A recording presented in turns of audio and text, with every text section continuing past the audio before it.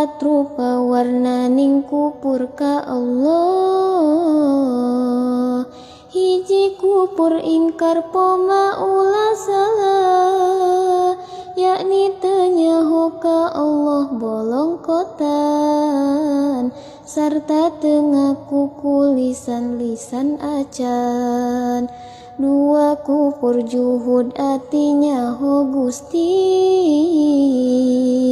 tekule tahlir iblis Yahudi pasti.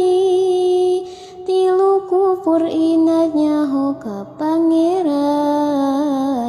ku ati pokule tangan terukunan.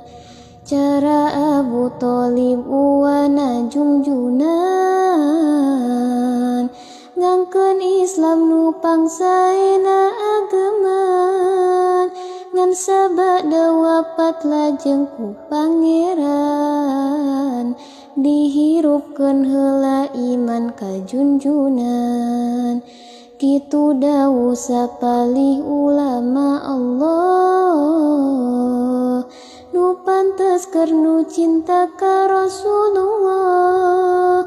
Kaopatna kupur nipak letah iman, ngagem Islam ngan hatena ngajebian. Muga urang sadaya disalametkeun, tinu nembe sumangga geura apalkeun. Muga urang sadaya disalametkeun, tinu nembe sumangga geura apalkeun.